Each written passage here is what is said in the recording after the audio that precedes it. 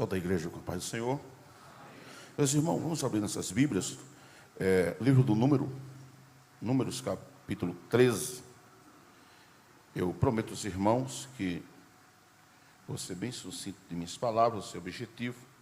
Vou conversar aqui com o pastor Daniel, que a nossa ceia ali no campo Puxinanã é sempre os primeiros domingos do mês.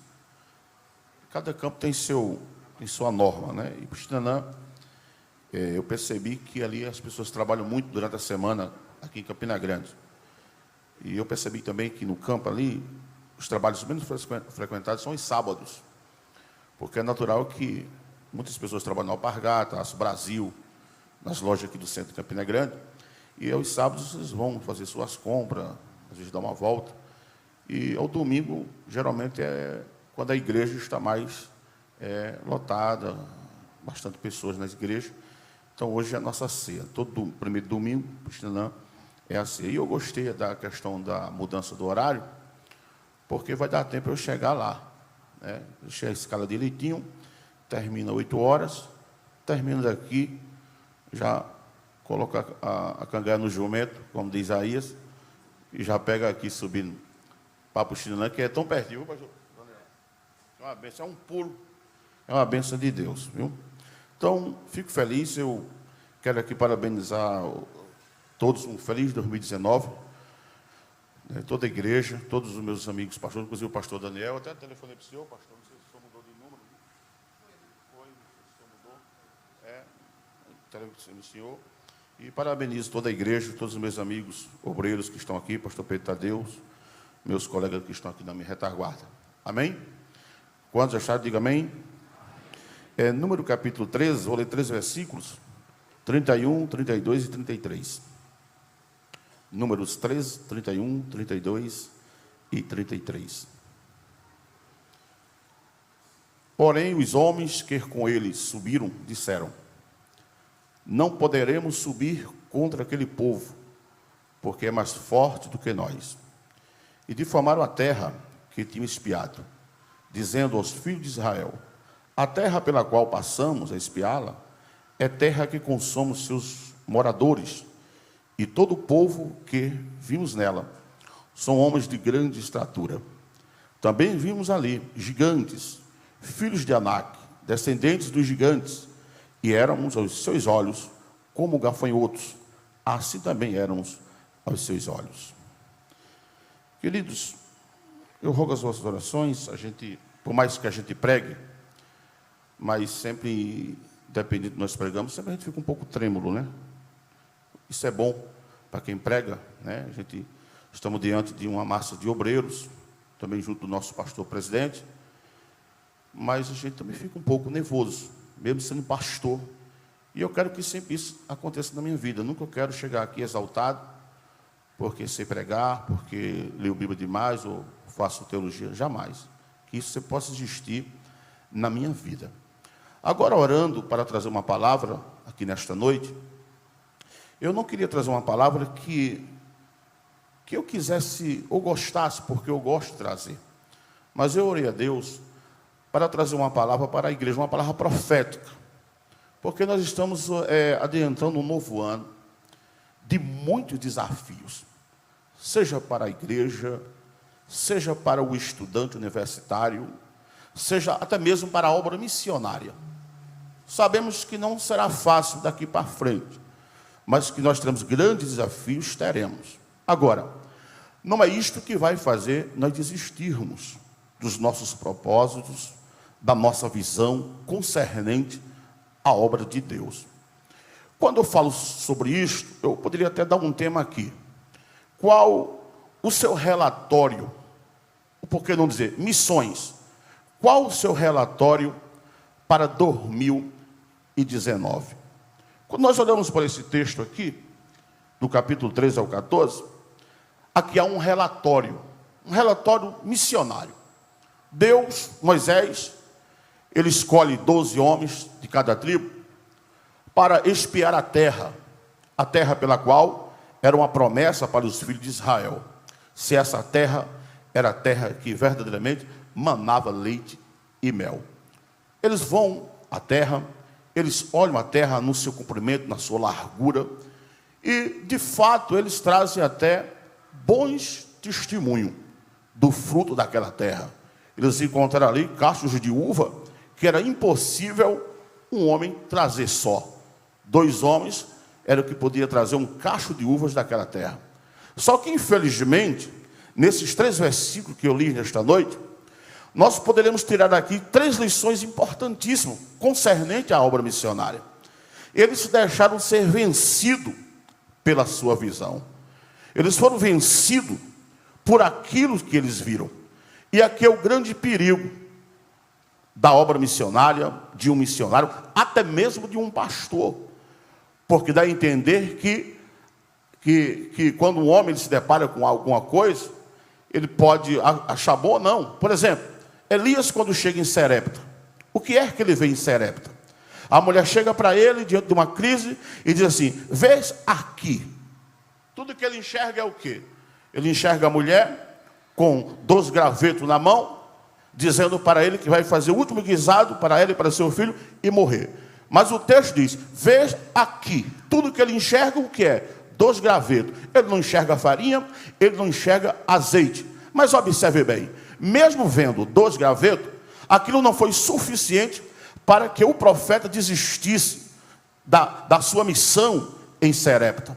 Ele não foi desestimulado apenas por 2 gravetos ou pela crise existencial de comer e morrer. Mas ele acreditou, ele tentou colocar em prática o que ele aprendeu em Querite, a dependência de Deus. A mesma coisa é a nossa vida.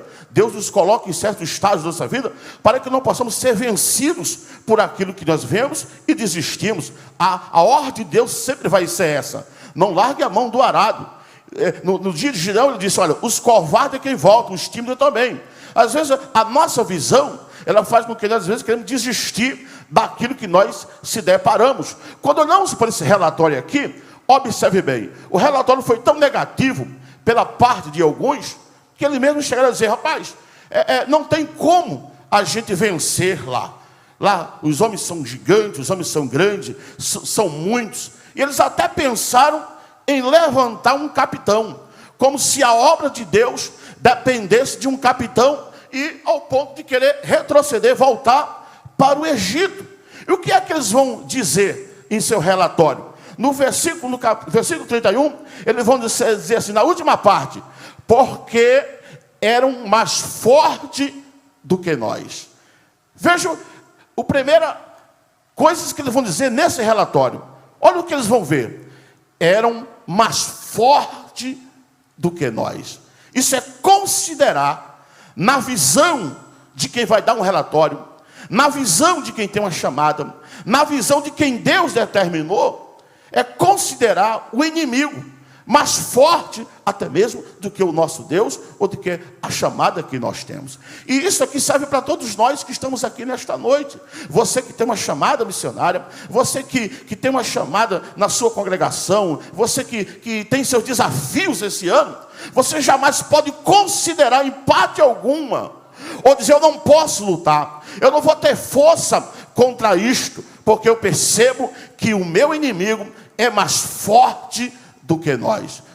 Deus já disse uma certa vez, nos dias de Neemias, Deus disse para ele: a minha alegria, a minha alegria, né? Ele disse: minha alegria consiste na vossa força. Então, nesta noite, não deixe se vencer, porque você está enxergando algo mais forte do que você, dizendo: eu não vou conseguir vencer, eu não vou vencer isto, eu não vou conseguir meus objetivos. Não, Senhor, não dê esse relatório. Coloque no seu coração que você serve um Deus grande, um Deus que vai lhe ajudar, um Deus que vai pegar em suas mãos e dizer assim: não temas, porque eu te ajudo, porque eu te fortaleço, porque eu te sustento com a destra da minha justiça. Não vamos olhar apenas para os desafios e dizermos que não temos possibilidade de vencer. Mas vamos acreditar em um Deus que é mais forte do que a força do nosso inimigo. Nós temos de acreditar nisso e não sermos vencidos pela nossa visão. Nós não conseguimos vencer. Eles são fortes mais do que nós. Na Bíblia nós temos muitos exemplos. Quem era Davi diante de Golias? era nada. Mas Davi estava com Deus. O menino era ungido de Deus. A força de Golias, a experiência de guerra, não foi nada diante do Deus de Davi para ele vencer. A mesma coisa é este ano.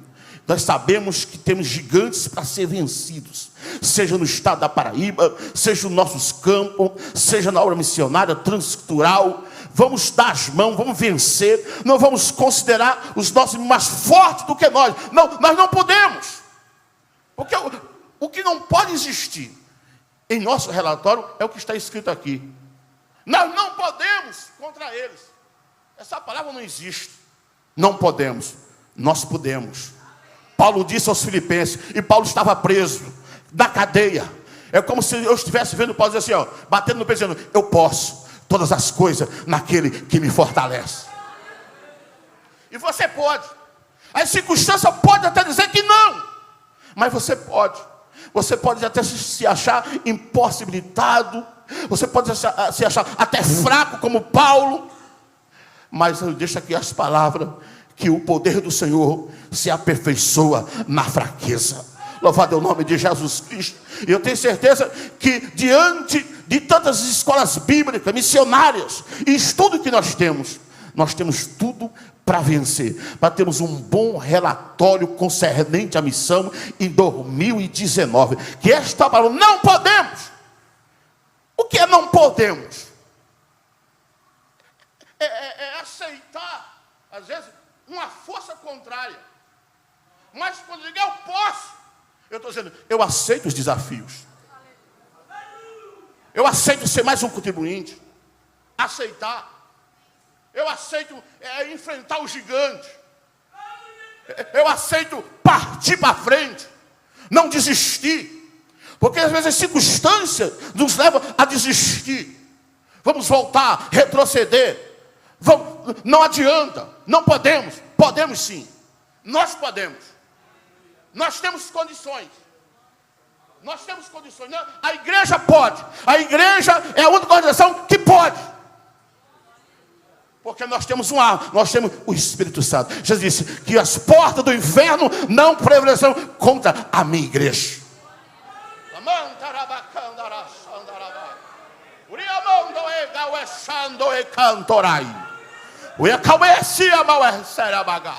A igreja pode.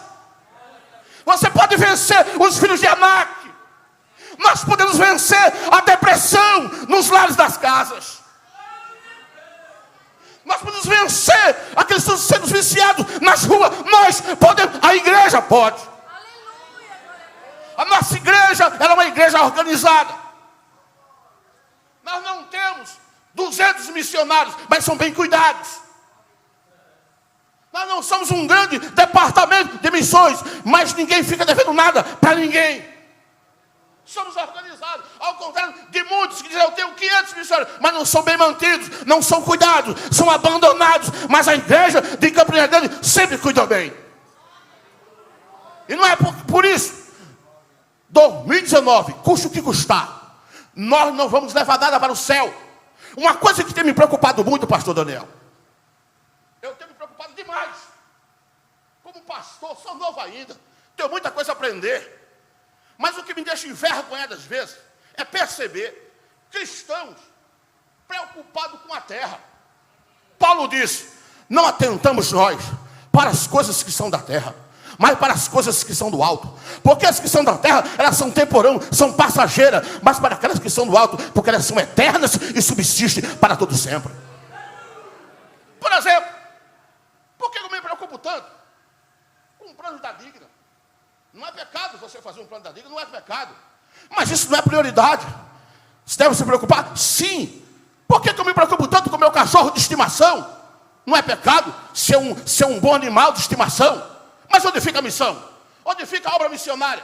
Onde fica a nossa chamada? Onde fica a nossa vocação? Onde fica? Será que eu estou preocupado com o cemitério? Crente preocupado com o cemitério? Como ele é túmulo de cerâmica? Não, jamais. A nossa preocupação deve ser com as almas, deve ser com o céu. E por isso o céu tem de ter investimento.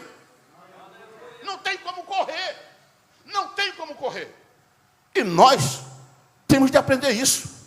Nós ainda não somos uma boa igreja missionária, não é nem tanto por causa do povo aqui não.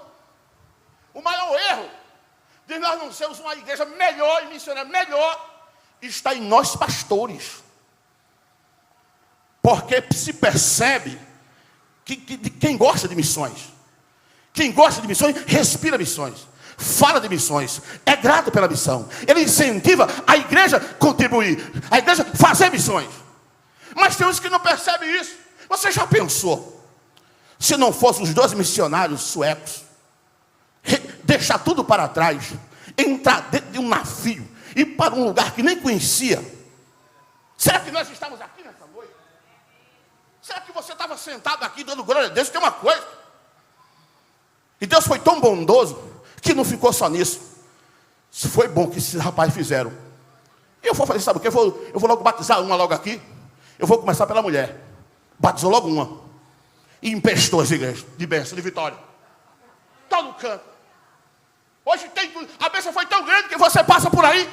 Presbiteriana renovada, batista renovada, congresso renovada. Eu só não espero que tenha uma Assembleia de Deus renovada no futuro.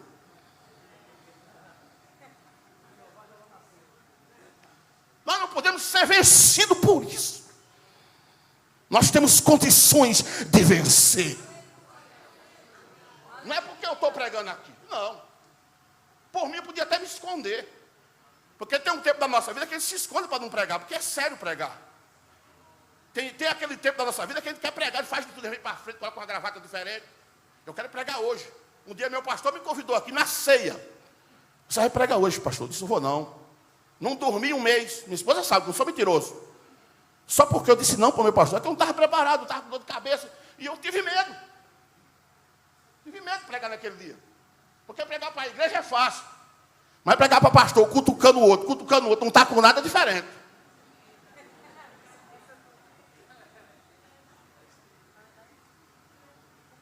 É, meus irmãos.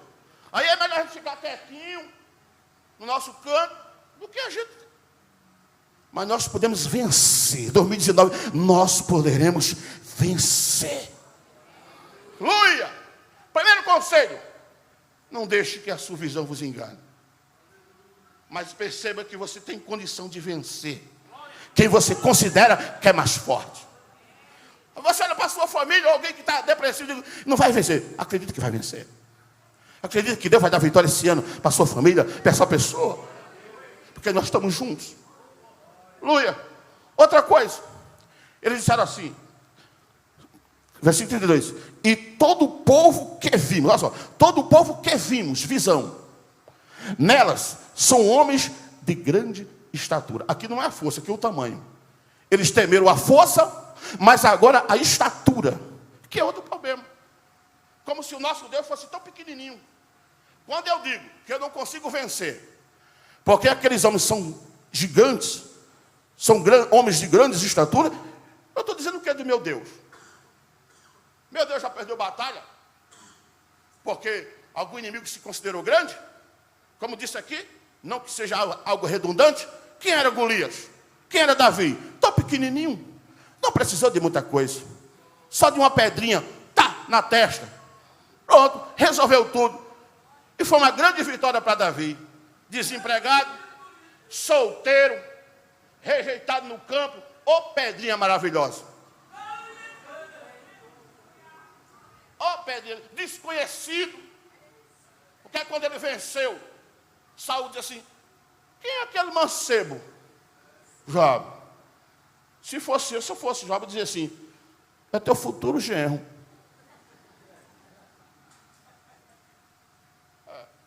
Porque existe situação da nossa vida, eu gosto disso. Os desafios, muitas das vezes nos levam a entrar desacreditado.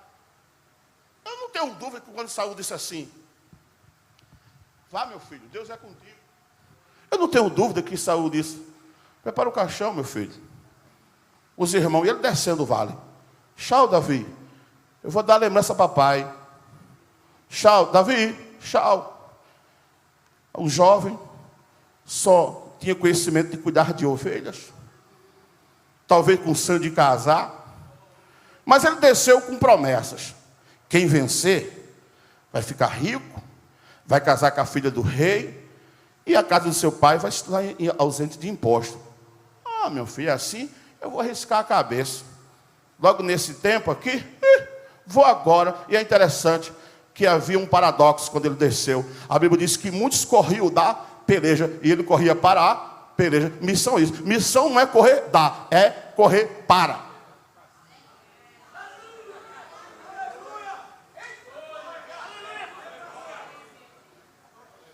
Dá igual, pastor Daniel, eu estou sentindo alegre aqui essa noite.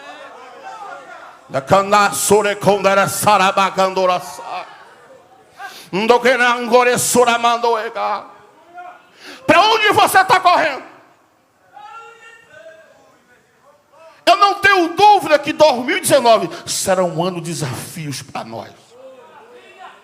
Mas depende do seu relatório. Depende. E aí, o que aconteceu com o baixinho? Venceu. Depois que subiu. Ó, rico. Ó, com a promessa de casar com a filha do rei. E a casa livre de imposto. Ó, vitória, meu irmão. Não tem nada fácil tendo moleza, não. Mas quem quer descer? Ninguém. Mas jamais poderemos considerar a grandeza do inimigo. Ela pode ser assustadora. Ó, eu vou contar um detalhe aqui. Eu quando fui para o Xinanã, vou contar aqui. Fui para o Xinanã, eu fui com medo. Agora, quem me deixou com medo não foi eu, nem Deus, não, nem o Senhor, não. Foram os meus próprios companheiros. E aí a gente deve ter cuidado com isso aí. Porque parecia que eu ir para o Xinanã, parecia que eu estava sendo massacrado. Alguém chegou até a me perguntar, o que foi que aconteceu contigo? Isso de quê? O que foi? Rapaz, tenha paciência. Aí de vez em quando chega e diz assim, Deus é contigo, viu, pastor? Eu disse, o que tem lá, meu Deus? Um chegava e dizia, Deus tem misericórdia do Senhor, viu? O que foi que eu fiz, Jesus? O que é que tem lá? Aquilo ali me causava pavor, medo, assim, um pouco de angústia dentro de mim. Mas eu descobri que nós se enganamos. Não se mede uma obra de Deus pelo tamanho de um templo, ou por tamanho de uma cidade. Não, senhor. Porque eu saí de uma igreja que era um templo maior, e eu fui para uma cidade que o templo é bem pequeno, acostumado a dar uma doutrina para uma igreja mais lotada, e hoje dou para 50 pessoas, 40, mas não é apenas ali o campo. O Xinanã é uma bênção, pastor Daniel. O Xinanã é uma bola de ouro para qualquer pastor. A obra do Puxinanã não está resumida apenas no templo da cidade. Nós temos 4 templos que hoje, domingo, todos eles estão funcionando. E todos eles estão cheios. Pode ir lá. Pode ir no sítio Antas. Pode ir em Torre Forte, que é ali no sítio São Domingo, que nós temos 2 congregações cheias. E também na congregação Malícia, que é aí, por aqui, pelo caminho que vai pela FAP, que ali temos uma congregação que o Senhor ajudou bastante lá, está lotada. Com a sede 5. Mas aqueles que estão acostumados a se perder pela visão, não vou não. Está sendo rejeitado. Meu querido, eu não perguntei ao pastor Nel, quantas pessoas tem, pastor? Quanto rende? Não perguntei nada disso. Mesmo com o coração temeroso, disse, mas eu aceito o desafio. Louvado é o nome de Jesus Cristo. E eu estou feliz lá. Estou feliz. Deus tem abençoado. A obra tem crescido. E hoje tem muita gente, viu, pastor Nel, que telefona, eu quero ir aí. Dá para mim ir aí? Mas antes você não queria que eu fosse. Agora você quer ir lá, é? Porque está vendo as fotos pelo Facebook, está vendo as aí você quer ir? Mas por você eu não ia. Por você eu ia para a cruz, para o buraco. Mas eu sirvo um Deus que é grande e poderoso. Eu posso. Essa é a realidade. Então não podemos se vencer por grandeza, mas enfrentar. Amém? Outra coisa para encerrar, 8 horas, só 5 minutos. Eles oraram para a força, para a estatura, mas eles oraram também para a quantidade. Poderemos ser vencidos por isso também. Pela força, quando consideramos que o inimigo é mais forte. Pela estatura, quando ele é maior. Mas o versículo 33 disseram assim, e éramos aos seus olhos como gafanhotos. Ou seja, são mais do que nós. Nós somos minoria e pela Bíblia, nunca perdemos sendo minoria. Deus sempre eu nunca precisou de minoria ou de maioria para vencer. Estava Eliseu e o moço, cercado em Samaria. O moço se levantou e disse: ai, meu pai, estamos cercados. Mas eu descobri um detalhe ali: ele não orou. Ele levantou nas pressas, e quem se levanta nas pressas, irmão, só vê visagem. Por isso tem muita gente aí que está vendo defeito, problema, que está se levantando nas pressas. Receba essa palavra aí. Mas quem se levanta com seus cuidados, na sua paciência, ele até enxerga mais do que quem se levanta com pressa. Porque quem se levantou com pressa disse: eita, é carros e cavalos. Aí o que veio depois que orou Eliseu disse: não, tem carro, tem cavalo, mas também tem fogo. E tem uma coisa, meu filho, meu relatório é esse: são mais os que estão conosco do que os que estão com eles. Aleluia! Esse é relatório. Quer saber de uma coisa? Estamos cansados de relatórios negativos. Que você não vai conseguir, que não vai dar certo. Que conversa é essa? Acredite no Deus que lhe chamou. Você pode estar cercado por exército e exército, mas maior é o Deus que está conosco.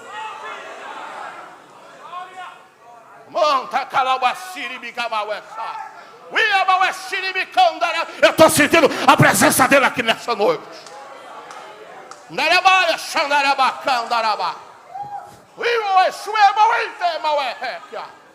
Aleluia, louvado o nome de Jesus Cristo.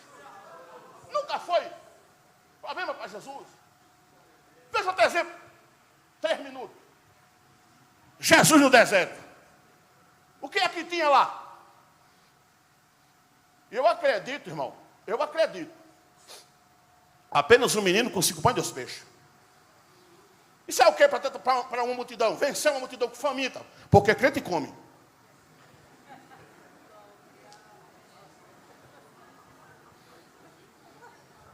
Não tenho dúvida que muitos que não sairão daqui vão para uma pizzaria. Vão comer. E esse horário é até bom, viu, pastor? Porque nós assembleando numa cidade de comércio é o mais que sofremos. Porque só pegamos o resto. Os presbiterianos foi na frente, a congregação foi na frente, porque termina primeiro do que nós. A gente chega lá, só sobra asa, coxinha. Foi boa, viu, pastor? Essa sua visão foi boa. Foi boa. Mas observe bem. 5 pães e 2 peixes. Multidão. Crente com fome.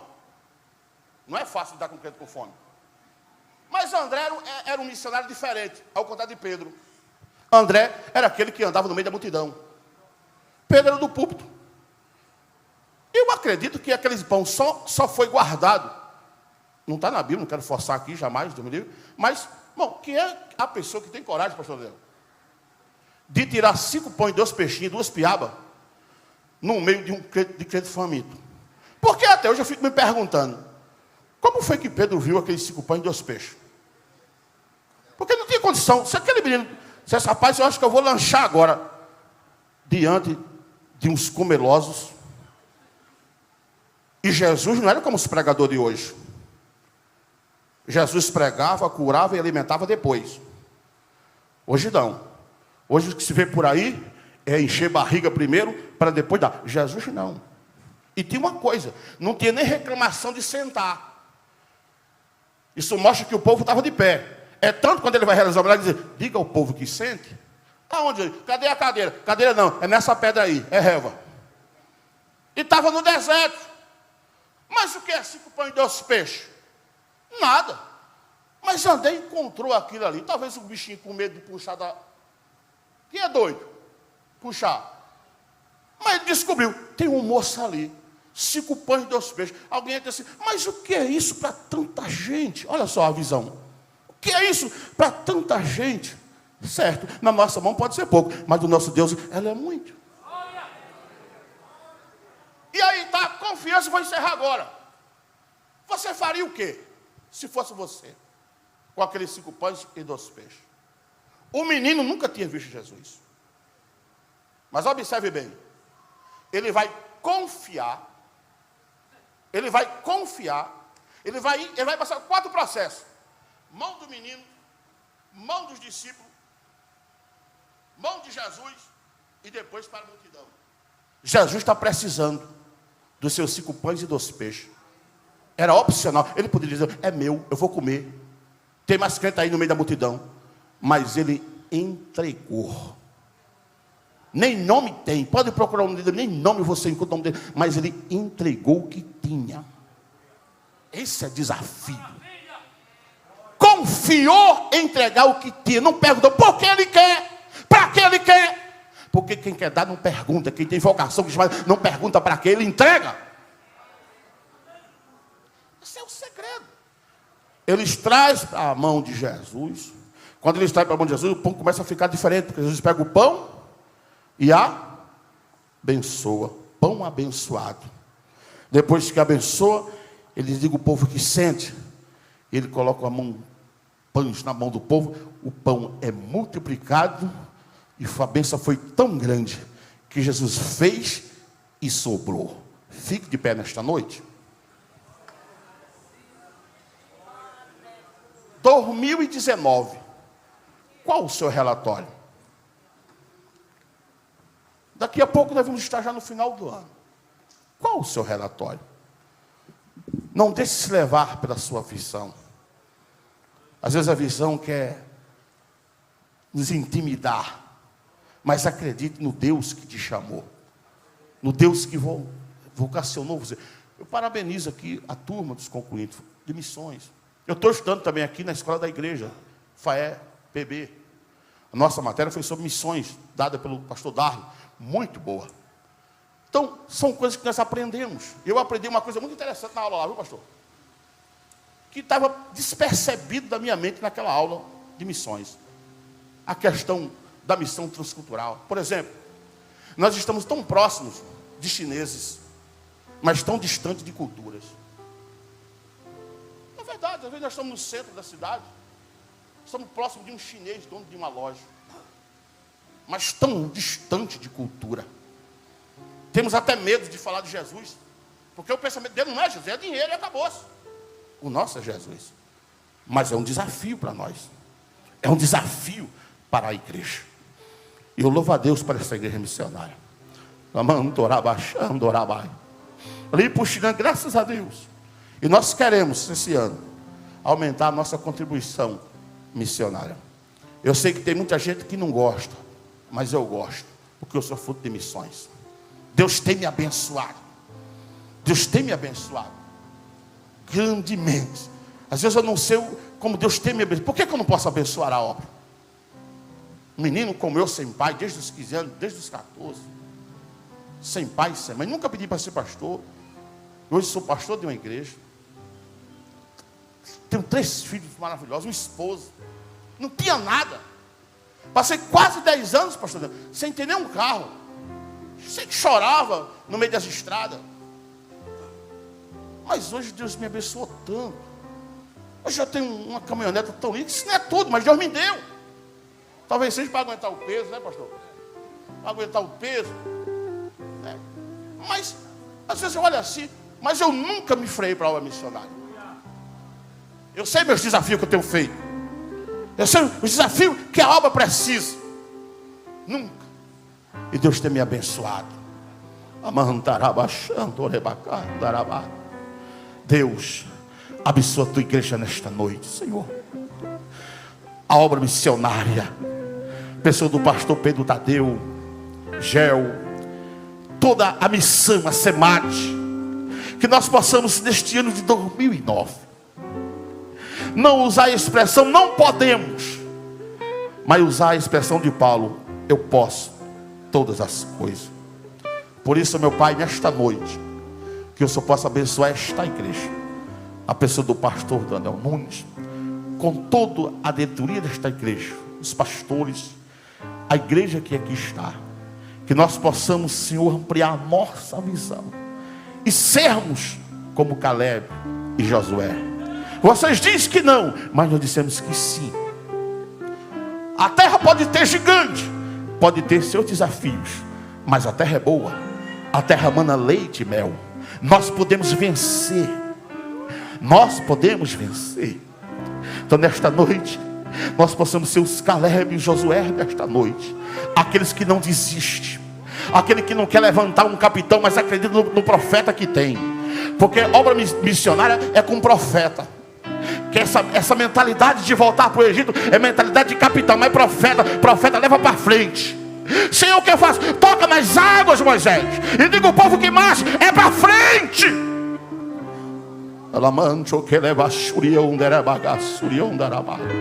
Obrigado, Jesus, por tudo nesta noite.